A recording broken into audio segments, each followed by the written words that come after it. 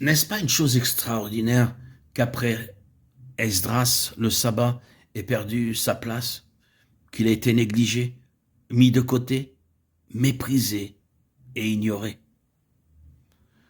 Pensons à l'aspect spirituel qui découle de cela, à sa contrepartie dans le Nouveau Testament, et non pas seulement au sabbat en lui-même.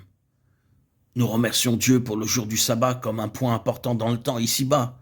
Nous en reconnaissons l'importance et percevons toute sa signification, étant amenés à un niveau bien plus élevé dans la compréhension que nous en avons.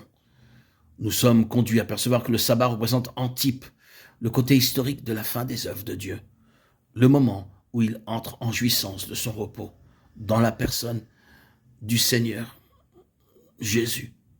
Le sabbat parle d'un accomplissement définitif de toute l'œuvre de Dieu, dans la personne de son Fils. Mettez de côté, méprisez ou ignorez la finalité de l'activité divine en Christ, et vous perdrez vite votre repos et votre paix. Vous continuerez à tourner en rond, dans un désert, restant dans le royaume de l'imparfait, de l'inachevé. Vous n'arriverez pas à vous établir sur cette base que proclament ces paroles. C'est accompli. L'âme qui saisit spirituellement l'œuvre accomplie en Christ est une âme en repos. Elle est entrée dans le repos de Dieu. Elle est délivrée de la tyrannie, du diable, qui cherche toujours à porter l'accusation et la condamnation.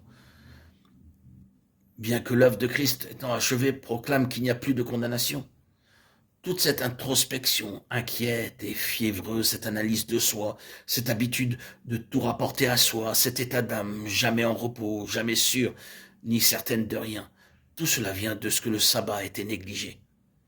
Pour nous, le sabbat est une personne et non un jour. C'est pourquoi chaque jour devrait être pour nous le sabbat. C'est là, j'en suis persuadé, la signification la plus profonde de ce mot magnifique que nous citons tous dans un fragment de l'Écriture, la joie de l'Éternel est votre force, Néhémie 8:10. Qu'est-ce que la joie de l'Éternel? Dieu se reposa de toute œuvre, Genèse 2:2. Et Dieu vit tout ce qu'il avait fait. Voici, cela était très bon, Genèse 1:31.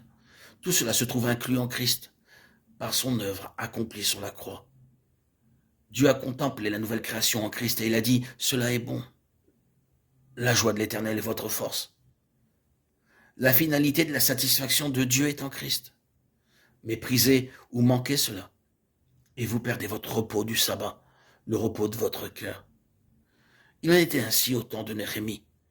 Mais Néhémie rétablit bien vite cela, et ce mouvement du temps de la fin représente le retour à la finalité de l'œuvre de Christ, à la plénitude de la satisfaction qu'il est pour le Père, dans laquelle il ramène tout le peuple de Dieu.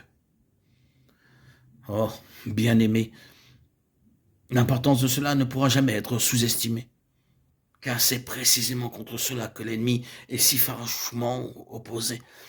Je vois deux mouvements qui marquent le temps de la fin. D'un côté, l'ennemi cherche à priver les enfants de Dieu de leur repos, de leur assurance, de leur paix, de leur certitude, de leur confiance, et en les enveloppant de doutes, de craintes, d'appréhension à l'égard des choses, il cherche à leur enlever le terrain de confiance sur lequel ils reposent. C'est de cette manière intensifiée que s'avance l'accusateur des frères, en ces temps de la fin. En opposition à cela, Dieu veut rappeler que la plénitude et la finalité de son œuvre en Christ consiste à établir son peuple dans son repos et diriger le cœur de ses enfants vers lui, en leur disant « Celui-ci est mon fils bien-aimé, en qui j'ai trouvé mon plaisir ». Matthieu 3:17. Vous êtes acceptés en lui. Je suis satisfait. Tout est accompli en lui. Ce témoignage du Seigneur Jésus se rapportant au temps de la fin est un élément important à opposer aux efforts de l'ennemi. Néhémie, considéré comme un homme ou comme un instrument corporatif de restauration au temps de la fin, est intervenu au travers de son ministère d'une manière importante quant à l'observation du sabbat dans ce sens.